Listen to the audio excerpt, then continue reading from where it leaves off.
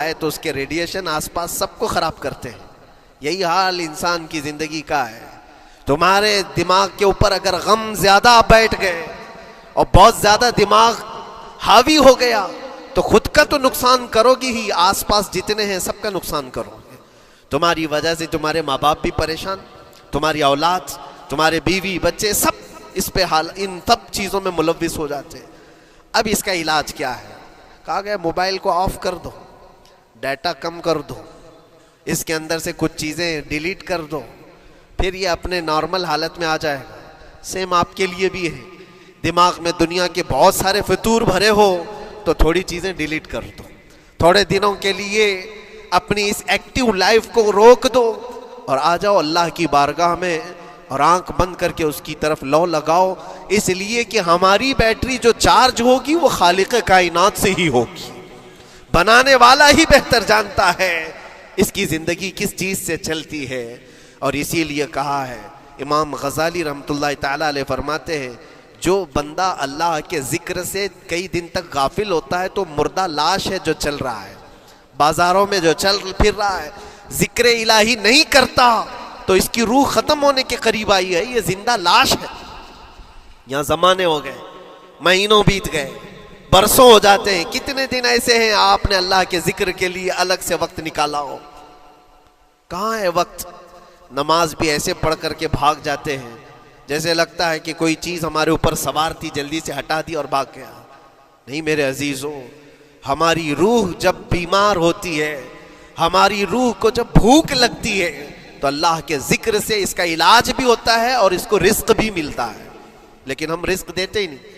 کبھی آپ نے دیکھا ہماری باڈی کو، صبح ناشتہ نہ کرو، دوپہر میں کھانا نہ کھاؤ تو شام تک ہمارا جسم ہچکولے لینے لگتا ہے، چکر آنے لگ جاتے ہیں. کیوں؟ جسم 2 وقت کے کھانے کو چھوڑنا برداشت نہیں کر پاتا، کمزوری آ جاتی ہے. جسم کو بھوک لگتی ہے، ہمیں کھانا دینا اسے ضروری ہے. اسی طرح اللہ نے ہماری جو روح بنایا ہے، روح کو بھی رزق کی ضرورت ہے. اور روح کا رزق کیا ہے؟ روح کا کھانا پینا کیا ہے؟ کاجو بادام میوے پستے کھا کر کے روح کو طاقتور نہیں بنا سکتے. فرمایا گیا روح کی غذا اللہ کا ذکر ہے. جب بندہ اللہ کا ذکر کرتا ہے تو اس کی روح کو طاقت ملتی ہے اور روح کمزور نہیں رہتی، طاقتور بن جاتی ہے. عزیزان گرامی وقار، پھر میں خلاصتاً یہ بات کہوں گا کہ ہم نے دنیا میں اتنی ساری چیزیں پھیلا لی ہیں، اتنے سارے، جس کی وجہ سے غموں کا بوجھ ہمارے دماغ پر طاری ہے. اور ایک وقت وہ آئے گا جب ساری چیزیں چھوڑ کر کے فوراً بھاگنا پڑے گا، نکلنا پڑے گا. کچھ لوگوں کے متعلق کہا گیا ہے کہ روح نکلنے کے وقت اس کو بہت تکلیف ہوتی ہے. سب کے لیے نہیں. کچھ ایسے لوگ ہیں جن کی روح نکلنے کے وقت درد زیادہ ہوتا ہے، تکلیف زیادہ ہوتی ہے مرنے کے وقت. پوچھا گیا کیوں؟ کہا کہ یہ روح جو ہے اس کی ساری بنائی ہوئی چیزوں میں اٹکی ہوئی ہے. اس کی اولاد میں بھی ہے، اس کے مال میں بھی لگی ہوئی ہے، اس کے گھر میں بھی لگی ہوئی ہے، اس کے جائیداد میں بھی لگی ہوئی ہے. روح جب نکل رہی ہوتی ہے ان سب چیزوں سے بھی نکل رہی ہے. جہاں جہاں اس کی خواہشات لگی ہوئی تھی سب جگہ سے کھینچا جا رہا ہے تو درد بڑھتا چلا جاتا ہے، تکلیف بڑھتی چلی جاتی ہے. اور پھر وہ جب دیکھ رہا ہوتا ہے خالی ہاتھ جا رہا ہو، تکلیف زیادہ ہوتی. اسی لیے میرے عزیز و اللہ کے نبی صلی اللہ تعالیٰ علیہ وسلم کا جب آخری وقت آیا، آپ کے وصال کا وقت آیا، حضور نے اپنی بیویوں کو بلایا، ازواج مطہرات کو بلایا اور پوچھا کہ کس کے پاس کتنا سونا ہے، کتنا زیور ہے. ازواج مطہرات نے کہا میرے پاس اتنا ہے، ان کے پاس اتنا ہے. سب نے اپنے چاندی سونے کے زیورات لا کر پیش کر دیا. حضور پاک صلی اللہ علیہ وسلم نے فرمایا اے میری بیویوں، اے میری ازواج، اگر تم چاہو تو یہ سب اللہ کی راہ میں خیرات کر دو، اللہ کی راہ میں اس کو وقف کر دو، خیرات کر دو. بیویوں نے پوچھا یا رسول اللہ صلی اللہ علیہ وسلم، کیا آج سے سونا چاندی پہننا حرام ہو گیا ہے؟ کیا ہمارے لیے ناجائز ہو گیا ہے؟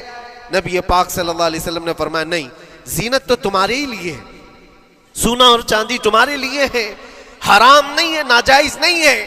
لیکن میں دیکھ رہا ہوں میری زندگی کا آخری وقت آ گیا، میں رب ذوالجلال کی بارگاہ میں جانے والا ہوں. میں یہ چاہتا ہوں کہ اس حال میں دنیا سے جاؤں کہ میرے گھر میں سونا چاندی کا کوئی ٹکڑا پڑا ہوا نہ ہو اور اللہ کی بارگاہ میں فقیر اٹھایا جاؤ. یہ نبی پاک صلی اللہ تعالیٰ علیہ وسلم کی خواہش ہے کہ میں اللہ کی بارگاہ میں اس حال میں جاؤں کہ میرے گھر میں کوئی چیز رکھی ہوئی نہ ہو، سونا اور چاندی، مال و دولت. کیونکہ میرے عزیزوں اسی سے اندازہ کرو انسان اپنی خواہشات میں اتنا گھر جاتا ہے کہ اس سے نکلنا اس کے لیے مشکل ہوتا ہے. اور روح نکلنے کے وقت یہی تو تکلیف ہوتی ہے کہ کہاں کہاں کیا کیا بنایا تھا، کتنا جمع کیا تھا، حساب کرتے کرتے اس کی روح نکل جاتی ہے. ہم نے دیکھا ہے، میں اپنا ایک تجربہ بتاتا ہوں. عمرہ سے ہم واپس آ رہے تھے، 40 لوگوں کا قافلہ تھا. ایئرپورٹ پر پہنچے، بہت تاخیر ہو چکی تھی اور فلائٹ کا وقت بہت کم رہ گیا تھا. اور حاجی لوگ ماشاءاللہ جاتے ہیں تو خوب بھر بھر کر کے سامان بھی لیتے ہیں. کیا کیا سامان تھے سب کے پاس. اور ہمارا بار بار جانا آنا ہوتا ہے، میں کبھی کوئی زیادہ چیزیں رکھتا نہیں. ہم تو آگے نکلے، گروپ پورا تھا اور سارے لوگ سامان لے کر کھڑے تھے. وقت گزرتا گیا، فلائٹ جہاں چیک ان ہو رہا تھا سامان، انہوں نے کہا کہ 25 کلو سے زیادہ کا الاؤڈ نہیں ہے. اور یہاں 40 کلو لے کر بیٹھے ہوئے تھے. میرا تو تھوڑا سا لے لے، تیرا تو تھوڑا سا لے لے، ایک دوسرے کو پیش کر رہے ہیں. 3-4 لوگوں نے تو مجھے پکڑایا کہ آپ کے پاس سامان کم ہے مفتی صاحب، آپ تھوڑا سا ہمارا لے لو. جس کا لے سکتے تھے لے لیا. پھر اس کے بعد 1 گھنٹے سے کم ٹائم بچا تھا، انہوں نے کاؤنٹر کلوز کر دیا. میں نے دیکھا 20 سے 25 حاجی ایسے ہیں جن کا سامان بکھرا ہوا ہے اور کیا لے جا سکتے ہیں ہاتھ میں، وہ بھی 7 کلو 8 کلو اتنا ہی تھا. ان کی خواہشات میں دیکھ رہا تھا. کوئی مسلح اٹھاتا ہے، کوئی کھجور اٹھاتا ہے، کوئی کہتا ہے نہیں میرے بچوں کے لیے کھلونے لیا تھا اس کو لے لیتا ہوں. وہ لے لو تو مسلح چھوڑنا پڑتا ہے، یہ لے لو تو کھجور چھوڑنا پڑ جاتا ہے. کسی نہ کسی طرح سے وہ لوگ آخری وقت 2-4 چیزیں لے کر کے نکل رہے تھے اور بکھرا ہوا پورا سامان ایئرپورٹ پر ایسے ہی موجود تھا. 1-2 کلو نہیں، کتنے کلو کا سامان چھوڑ کر کے یوں ہی آنا پڑا. یا تو پھر فلائٹ کے سفر پہ جاؤ یا سامان میں لگے رہو، 2 ہی آپشن تھے. اور کون وہ چھوٹے سامان کے لیے اپنا سفر ملتوی کرتا. واپس آئے، حسرت بھری نگاہوں سے دیکھتے رہے اپنے سامان کو. اور پھر اندر آ کر جب بیٹھے میرے ذہن میں یہ بات گونجنے لگی، یہی حالت ہوتی ہوگی جب انسان دنیا سے جا رہا ہوتا ہے، جب یہاں سے رخصتی کا وقت آتا ہے اور ملک الموت سر پر آ کر کھڑا ہو جاتا ہے. روح نکلنے کے لیے بھی تھوڑا سا وقت باقی ہے، بس منٹوں میں بھی نہیں رہ گیا. جب اس کو نظر آتا ہے، اب یہ سوچتا ہے اتنی نمازیں باقی رہ گئی، اتنی زکوٰۃ بھی رہ گئی، حج بھی تھا، اور بھی کچھ چیزیں کسی کے دینے کے باقی تھے، قرضے بھی تھے. کس چیز کی نصیحت کروں، کس چیز کی وصیت کروں. فلاں جگہ ایک گھر خرید کر کے اس کے ڈاکیومنٹ تو وہاں رکھا تھا، بیٹے کو بھی نہیں بتایا، بیٹی کو بھی نہیں بتایا، پتہ نہیں کس کے ہاتھ لگ جائے گا. یہ خواہشات گھومتی رہتی ہیں، وہ کسی کو بتا بھی نہیں پاتا. ادھر ملک الموت روح نکال کر نکل پڑتے. یہ انسان کی شارٹ لائف ہے، مختصر سی زندگی ہے جہاں یہ خواہشات دھری کی دھری رہ جاتی ہیں. اسی لیے شیخ سعدی نے بہت اچھی بات فرمائی. ایک بادشاہ نے اعلان کیا تھا اپنے وزیروں میں سے ایک کو، اس سے بہت خوش ہوا اور کہا جا آج تجھے میں اتنی جائیداد دوں گا، اتنی زمین، اتنی پراپرٹی دوں گا جتنا تو اپنے ہاتھ میں ایک لکڑی لے کر گھیر دے گا، جتنی زمین تو گھیرے گا اتنی تیرے نام لکھ دوں گا. لیکن اس کے لیے ایک شرط ہے، صبح یہ لکڑی لے کر تو راؤنڈ مارنا اور اتنا گول سرکل بنانا سورج ڈوبنے سے پہلے تک، جتنی زمین گھیر لے گا وہ پوری تیرے نام پر. اس نے سوچا کہ اتنی بڑی زمین میں گھیر سکتا ہوں ایک پورے دن. میاں ممبئی والے اچھی طرح جانتے ہیں 4x4 کی جگہ مل جائے تو یہاں کتنی بڑی غنیمت ہوتی. اور اس بندے کو بادشاہ نے کہا لکڑی ہاتھ میں لے لے اور لکیر کھینچ، شام ہونے سے پہلے جتنا کرے گا پورا تیرے نام پر. وہ نکلا اور جب لکیر کھینچتے جب چلنے لگا، پیچھے مڑ کے دیکھتا تھا بہت لمبی ہو گئی ہے، اتنی زمین میرے نام پر ہونے والی ہے. 2 پہر ہو گئی، وہ واپس آنا نہیں چاہ رہا ہے.